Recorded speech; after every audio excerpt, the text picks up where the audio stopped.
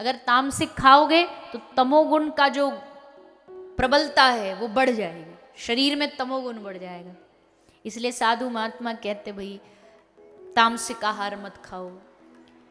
प्याज लहसुन जो लोग बड़ा बोलते हैं भैया इसमें क्या कोई पाप थोड़ी है, कोई कहता है राम जी ने त्याग दी थी, कोई कहता है किसी के हड्डी से बनी है, कोई कुछ कहानियाँ बहुत हैं। पर देखो हम तो कोई कहानी हमको ज़्यादा है नहीं इस बात का ज्ञान की क्या कहानी है, पर बस इतना सुना है और इतना पढ़ा है कि प्याज हुआ, लहसुन हुई, तीखा हुआ, बहुत ज़्यादा तेल मसाला हुआ, ये सब तामसिक भोजन में आता है। इसको खाने से तामसिकता बढ़ती है, गुस्सा बढ़ता है, क्रोध बढ़ता है। इसलिए जितना हो सके तामसिक भोजन से बचो। मांसाहार लोग आजकल इतना खाते हैं, अब मांस खाएंगे तो क्या बढ़ेगा? तमोगुण बढ़ेगा, ईर्ष्या बढ़ेगी, हिंसा बढ़ेगी मन में। तो इसलिए सात्विक खाओ। सात्विक कैसे खाएंगे? सात्विक अन्न होना चाहिए। अब देखो अन्न में भी 1000 दोष होते हैं। मान लो आपने तो बढ़िया भोजन बनाया, रोटी बनाई, पर जब आजकल अन्न जो उगाया जाता है खेती में तो उसमें भी बहुत सारे पाप होते हैं। क्यों? क्योंकि उसमें लोग कीटाणुओं को मारने की दवाई डालते हैं, कीड़े मकोड़े मरते हैं, तो अन्न में दोष आ गया। अब अन्न के दोष को क्या करें फिर? क्या खाएं, क्या जिए कैसे? तो बोले आप जो भोजन बनाते हो घर में, रोटी सब्जी, सब्जी में भी आजकल लोग दवाइयाँ डालने लगे हैं, पेस्टिसाइड्स डालते हैं, कीटाणु मरते हैं, तो उसमें भी दोष आ गया। तो ये सब दोष कैसे खत्म होंगे? बोले जब आप भोजन बना रहे हो तो भोजन बनाते समय भगवान का नाम लेते रहो, और जब भोजन बन गया है उसको भगवान को भोग लगाओ। तो भोग लगाओगे तो जितने भी उसमें तमोगुण होंगे, पाप होंगे, ठाकुर जी पा करके उससे सबको खत्म कर देंगे। अब वो भोजन शुद्ध हो गया, अब आप आराम से उसको भोग लगा के पा सकते हो। इसलिए हर भगवान के जो वैष्णव घर है उस घर में अपना भोजन खाने से पहले भगवान को थाल भोग लगाया जाता है। आप लोग भी जितने बैठे हो यहाँ पे, आपके घर में भोग लगाते हो ठाकुर जी का तो बड़ी अच्छी बात, पर जो नहीं लगाते हैं वो आज से ही घर जा कर के नियम ले लेना कि पहले भोजन बनेगा तो किसको खिलाएंगे? भगवान को खिलाएंगे। पहले भगवान को भोग लगाओ। हमारे जो पुरानी पद्धतियाँ हैं वो कोई ऐसी हवा में बनाई गई नहीं है, उनके बहुत बहुत लाभ हैं, बहुत फायदे हैं। पहले भोग लगाओ, फिर उसके बाद पहली रोटी किसको दो? कौन कौन देता पहली रोटी गाय को? बस ये तो बड़े दुख की बात है भैया। गांव क्षेत्र में रहते हुए यहाँ वाले गाय को रोटी नहीं देंगे तो शहर वालों के पास तो बहुत बहाने हैं फिर तो। जी गाय नहीं है, जी समय नहीं है। पहली रोटी गौ माता को दो। सबसे पहले पहला घर का कौर भोजन गाय को जाना चाहिए। और आजकल की माता पहली रोटी गाय को देती नहीं, पति देव को खिला देती है।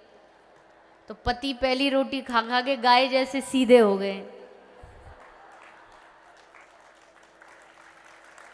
इनको खिला दो पहली रोटी। गौ माता को सारे घर से, भारतीयों घर से निकलनी चाहिए।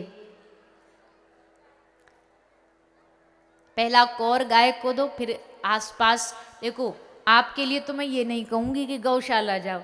आप जिस क्षेत्र में रहते हो उस क्षेत्र में गाय रखना घर में कोई बड़ी बात नहीं है कि नहीं? गाय रखना कोई मुश्किल काम है? जमीन भी है, घर भी है, धरती पे जमीन पे रहते हैं हम। अब हम 2 कथा पिछली मुंबई से करके आ रहे हैं। मुंबई वालों को कहो घर में गाय रखें तो उनके पास तो तुरंत बहाना है, जी हम तो 70वें फ्लैट उस पे रहते, मंजिल पे, बताओ कहाँ से गाय रखे। पर आपके पास तो बहाना नहीं है, आप तो घर में गाय रख सकते हो। घर में गाय रखोगे, उसकी सेवा करोगे। घर में कहते, विज्ञान भी खोज करती है कि गाय का जो श्वास, प्रति श्वास जो गाय छोड़ती है ना, उससे आसपास का पूरा वातावरण शुद्ध हो जाता है। रोग नहीं आएंगे कोई भयानक। गौ माता को घर में रखने से साइंटिफिकली कितनी चीज़ प्रूफ हो चुकी है। बीपी है तो गाय के कमर पीठ पे रीढ़ की हड्डी पर हाथ फेरो रोज सुबह 10-15 मिनट उठ करके। किसी को कोई भी रोग है, बीमारी है, गाय का दूध पियो, शुद्ध दूध पियोगे तो रोग जो शरीर में कीटाणु उनका नाश होगा। कितने सारे लाभ हैं, उसके बाद भी फिर भी हम लोग नहीं करते। तो निवेदन है आप सभी से कि घर में गाय रखो, और अगर बहुत ही कोई मजबूरी का कारण गाय नहीं तो फिर घर में गाय का दूध आना चाहिए, गाय का घी आना चाहिए। ये जो आजकल किसी का भी दूध पी लेते हैं हम, किसी भी पशु का दूध के मिठाइयाँ खा लेते हैं, घी खा लेते, इससे हमारी बुद्धि का नाश होता है। अब भैंस का दूध पीने के बाद तो भैंस जैसी बुद्धि होगी। भैंस की बुद्धि जानते हैं ना, भैंस देखी है क्या करती है भैंस। उस भैंस को आप कहीं बाहर ले जाओ, बाहर ले जा करके उसको पानी पिवाने चराने ले जाओ, चरा कर गलती से उसे छोड़ाओ, पूरा दिन भटकती रहेगी, पूरे गांव में भटकती रहेगी, पर उसको अपना मोहल्ला और गली नहीं पता चलेगी। एक जगह बिठा दो तो वहीं बैठी बैठी, भैंस में बहुत आलस्य होता है, बहुत आलस्य होता है, वहीं बैठी बैठी मूत्र त्याग देगी, वहीं बैठ लेगी, वहीं खा लेगी, उसी गंदगी में रह लेगी। गाय नहीं रह सकती। हाँ, कोई गाय बीमार हो गई, रोग हो गया तो अलग बात है।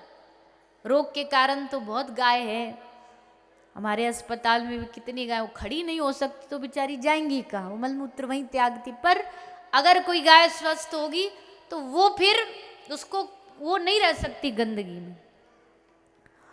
और कितने एक्सपेरिमेंट किए गए गौ माता पे, भैंस पर। आप गाय को एक रोटी दे दो, अगले दिन वो आपके घर उसी समय आ जाएगी। भैंस को रोटी छोड़ो, भैंस को मोतीचूर के लड्डू भी खिला दो तो भी दूसरे दिन नहीं पहुंचेगी। मेरी भैंस से कोई दुश्मनी नहीं है। पता चले भैंसों के जो सम्राजपति हैं यमराज, भैंसे विराजमान होते हैं ना, तो भैंस जाके शिकायत करे यमराज जी को, ये बहुत कताम बोलती थी, इसको लेके आओ, हमारे खानदान की बुराई करती थी, भैंस समाज पे कलंक है। ऐसा नहीं है, वो भी प्राणी है, वो भी जीव है, उसमें भी भगवान है। आज कत्ल खानों में हजारों भैंसे भी कटती है, वो भी बहुत दुख की बात। कोई भी पशु मरेगा, चाहे वो छोटे से मोटा मुर्गा हो, गाय हो, ये सब दुख का बात है।